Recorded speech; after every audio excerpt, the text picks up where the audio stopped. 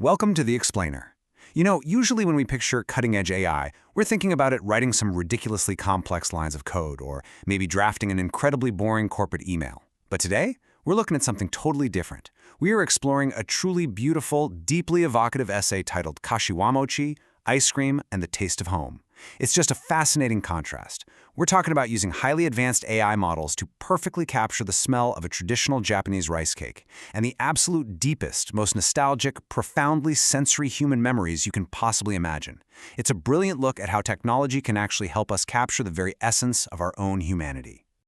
Okay, let's dive into this. The author of the essay, Hiroshi, introduces this really unique concept, ibogu, or partner tool. Now, his philosophy isn't about AI replacing human thought, not at all.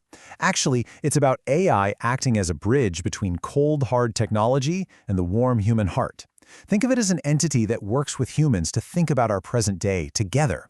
It's just a beautifully collaborative way to view our relationship with modern tech. Section 1. Unique AI Writing Team. To truly appreciate this deeply emotional and sensory-rich text, we've got to look at the creator-to-creation framework, because knowing who wrote this makes the emotional weight of the essay that much more impressive. Our lead creator, Hiroshi, well, he isn't your typical Silicon Valley tech bro. He is a 60-something veteran engineer with literally 43 years of experience in analog electronic circuits and manufacturing. And what's truly inspiring here is that he actually hit an AI crisis in his mid-60s, a moment of profound frustration and setback with all this new technology. But instead of giving up, he overcame it to form this incredible ibogu team. He's joined by Luna, who is powered by Claude Sonnet 4.6, acting as the elegant essayist, bringing a balmy breeze of prose. And then there's Photon, a ChatGPT 5.4 thinking model, serving as the playful summer breeze illustrator. Together, this highly advanced yet deeply human team crafted the memories we're about to explore. Now, what's really interesting about this slide is how the team structured their essay. They built it beautifully around 3 specific dates, falling right at the end of Japan's Golden Week in May. We move from May 5th, which is Children's Day, over to May 9th, Ice Cream Day, and finally May 10th, Mother's Day. The essay uses the chronological flow of these holidays to take us on this incredible journey through memory and the senses. So let's look at that first stop. Section 2. Kashiwamochi and May Memories. Our first date is May 5th, Children's Day. In Japan, this day is inextricably linked to Kashiwamochi, which is a traditional sweet rice cake wrapped in an oak leaf. The essay just vividly describes the sensory experience of this holiday. Hiroshi notes that grabbing that treat is almost 50% memory before you even take a single bite. It's the feeling of peeling back the leaf, that slightly damp, earthy scent of the oak, and the softness of the white mochi that instantly signals to your brain, today is not a normal day. And the essay beautifully contrasts what this treat means depending on your age. For children, the joy is purely sensory, right? The soft mochi, the sweet bean paste, the smell of the leaf. But for adults, the kashiwamochi carries a much deeper cultural weight. You see, in nature, oak leaves don't actually fall from the tree until the new buds have grown. Because of this, the oak leaf symbolizes an unbroken family line. So when adults hand this sweet to a child, it's not just a snack. It's a silent prayer for the child's growth and a celebration of continuity. The child just tastes the sugar, but the adult is tasting the legacy. Section 3. Nostalgia of Showa Ice Cream. Moving right into May 9th, which is officially Ice Cream Day in Japan, the essay shifts gears. It leans heavily into the evocative language of the 1980s Showa era. Back then, ice cream wasn't just something you casually grabbed from a fully stocked freezer in your kitchen. Buying it was an event.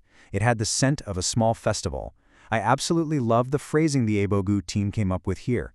They wrote, "Ice cream was a short summer vacation borrowed on the palm of your hand." Isn't that just a striking visual? It perfectly captures the anxiety of the ice cream melting before you get home and the pure, festive rarity of the treat. The essay suggests that today, Ice Cream Day serves a slightly different purpose. As the long Golden Week holiday ends and a slight loneliness kind of sets in, a cold, sweet treat is a general reminder that even as adults, it's okay to be spoiled sometimes. It gives us that little push to say, well, I guess I can keep going a bit longer.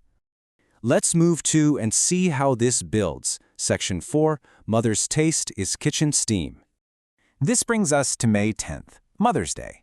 Now, usually when we think of Mother's Day, we think of giving traditional flowers, right? But the essay argues that as we age, we don't think of flowers first. We think of the sensory memories of our childhood homes. And this brilliantly illustrates a really profound realization. Mother's taste isn't in a recipe book, it's in the kitchen steam and the sound of the frying pan. Think about that. The true secret ingredient of home cooking isn't a rare spice, and it's definitely not written down on a recipe card. It is entirely auditory and visual.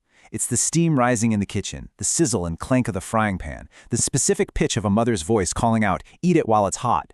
It's these incredibly ordinary, almost invisible moments that we totally ignore when we're young, but that end up completely anchoring our hearts as we grow older.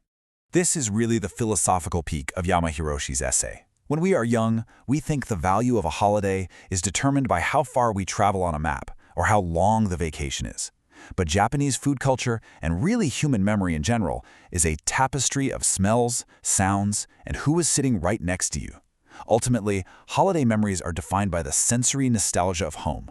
As we age, we trust the steam of the kitchen far, far more than we trust the travel map. Section 5. Convenience store ice cream reality. Okay, we've just journeyed through profound symbolism, incredibly poetic nostalgia, and these deep, deep emotional realizations. So, what do you think our 60-something veteran engineer author actually ate to celebrate the end of this holiday? 2. Yep. In a wonderful moment of self-deprecating humor at the very end of his essay, Yamahiroshi admits that despite all these beautiful thoughts, he just ended up eating 2 convenience store ice cream bars completely alone after work. And honestly, isn't that just perfect? It leaves us with such a fun, provocative thought. No matter how high-tech our AI tools get, or how beautifully we can philosophize about our digital creations, we still have to balance them with our beautifully ordinary, sometimes lonely, but deeply relatable real lives. So the next time you eat a simple convenience store ice cream, ask yourself, what memories is it bringing back for you?